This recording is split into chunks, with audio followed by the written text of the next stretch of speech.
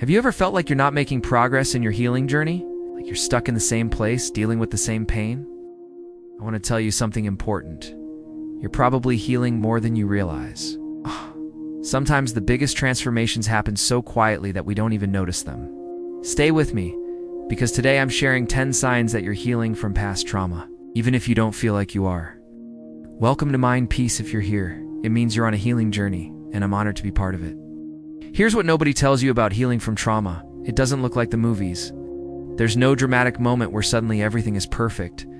Healing is quiet. It's subtle. It's in the small moments that you might not even notice. You might be focused on what's still broken, on the triggers that still affect you, on the days when you feel like you've made no progress at all. But healing is unmeasured by how perfect you feel. It's measured by how different you are from where you started. Today, I want to show you the signs that you're healing. These are real signs, based on psychology and lived experience, and I promise you, if even 2 or 3 of these resonate with you, you're further along than you think.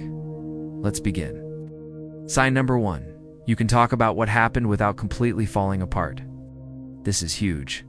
There was probably a time when even thinking about your trauma would send you into a panic attack or shut you down completely. Maybe you couldn't say the words out loud. Maybe just a hint of the memory would trigger overwhelming emotions. But now, you can tell someone what happened. Maybe not easily, maybe with tears, maybe your voice still shakes, but you can do it. You can put words to your experience. This is healing. The trauma is no longer so big and scary that it can't be spoken. You're integrating your experience into your story instead of being controlled by it. That's powerful progress. Sign number 2. Your triggers are less intense or less frequent. Healing doesn't mean triggers disappear completely. It means they affect you differently. Maybe a certain smell, sound, or situation used to completely derail your day. You'd spiral into anxiety, flashbacks, or panic. Now, you might still feel uncomfortable when triggered. But you don't lose yourself in it. You can recognize, oh, I'm being triggered, instead of just drowning in the feeling. You might be able to use coping strategies to bring yourself back to the present. Or maybe some triggers that used to wreck you barely register anymore.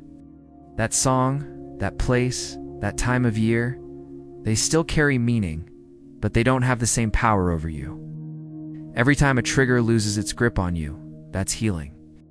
Sign number 3. You're setting boundaries you couldn't set before. Trauma often teaches us that our boundaries don't matter, that saying no isn't safe, that our needs are less important than keeping the peace or pleasing others. So when you start saying no, even if it's awkward, even if people don't like it, that's healing. When you walk away from situations that feel wrong, instead of forcing yourself to endure them, that's healing. When you speak up about what you need instead of suffering in silence, that's healing. Maybe you're protecting your time, your energy, your body, your peace. Maybe you're choosing who gets access to you instead of being available to everyone. Maybe you're finally putting yourself first sometimes. These boundaries show that you're reconnecting with your worth. You're remembering that you matter. Sign number 4. You can feel your emotions instead of numbing them. For so long, feeling anything might have been too dangerous, so you shut down. You numbed out with distractions, substances, overworking, anything to avoid the pain. But healing means you're starting to feel again. And yes, sometimes it's uncomfortable. Sometimes you cry more than you used to. Sometimes you feel anger you've been suppressing for years. Sometimes sadness washes over you out of nowhere. But you're not running from it anymore. You're letting yourself feel. You're sitting with the discomfort instead of immediately trying to escape it. This is so important because you can't heal what you don't feel when you allow emotions to move through you. Instead of getting stuck inside you, you're processing trauma. You're releasing what you've been carrying. The fact that you can cry now, that you can admit when you're angry, that you can feel joy without immediately waiting for something bad to happen, that's deep healing. Sign number 5. Bad days don't completely destroy you anymore. You're going to have bad days. Healing isn't linear. We'll talk more about that later. But here's the difference now. A bad day is just a bad day. It's not evidence that you're broken forever.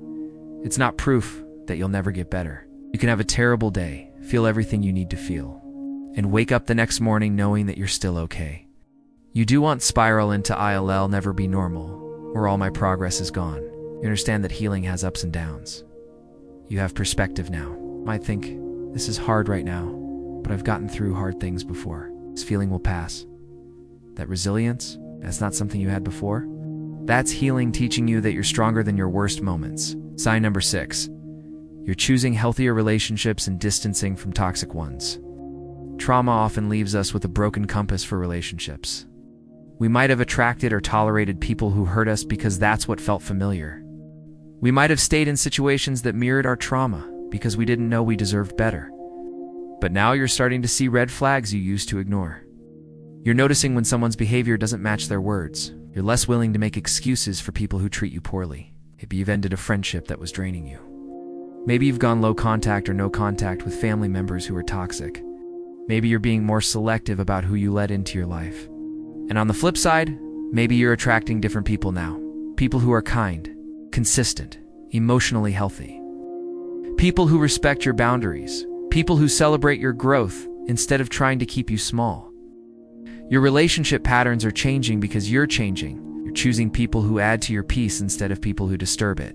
Sign number 7. You're starting to trust yourself again. Trauma damages self-trust. Maybe you blamed yourself for what happened. Maybe you made decisions while you were in survival mode that you regret now. Maybe you questioned your own perception of reality for so long that you stopped believing in your judgment.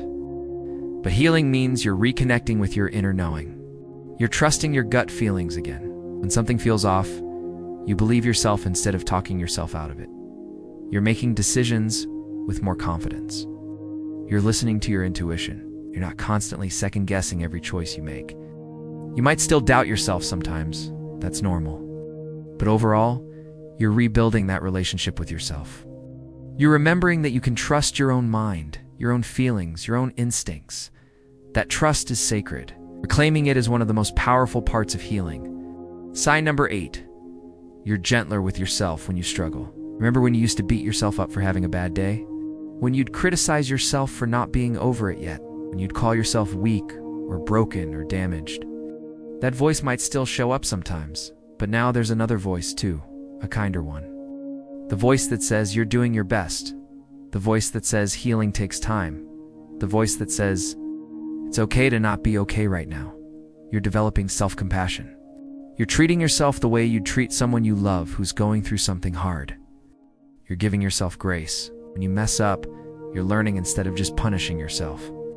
When you're triggered, you're comforting yourself instead of adding shame on top of pain. This self-compassion is healing in action. It's you reparenting yourself, giving yourself the kindness that maybe you didn't receive before.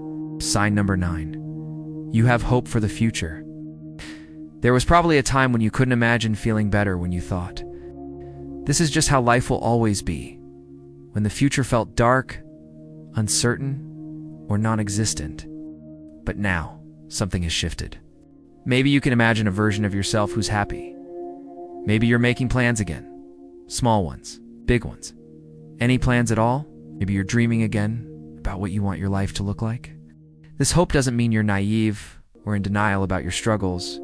It means you're starting to believe that healing is possible. That you're possible. Your life can be more than just surviving. Even if it's just a tiny flicker of hope, nurture it. That hope is evidence that something deep inside you knows you're going to be okay. Sign number 10. You're able to help others in meaningful ways. This one is beautiful. When you're deep in trauma, you're in survival mode. You don't have much to give because you're using everything just to get through the day. But as you heal, you start having energy for others again, not in a codependent way, not from an empty cup, but from genuine overflow. Maybe you re the friend who can now hold space for someone else's pain because you learned to hold your own. Maybe you share your story to help someone feel less alone. Maybe you volunteer or advocate or simply show up for people in ways you couldn't before. This doesn't mean you have to become a healer or a helper as your identity. It just means that you have enough healing inside you that it naturally extends outward. You're breaking cycles. You're being the person you needed when you were struggling. That's not just healing, that's transformation. Now, I need to say this clearly. Healing is not linear. You're not going to feel better every single day. You're going to have setbacks. You're going to have days where you feel like you're right back where you started. And that's normal. It's part of healing. Think of healing like climbing a mountain. Sometimes you're going up. Sometimes you're on a flat stretch, catching your breath. Sometimes you slip backward a little. But even when you slip, you You're not at the bottom anymore. You're still higher than you were. Progress isn't about never having bad days. Progress is about handling bad days differently. It's about bouncing back faster. It's about having tools and support that you didn't have before. So if you're having a rough day today, that doesn't erase all the healing you've done. It just means you're human.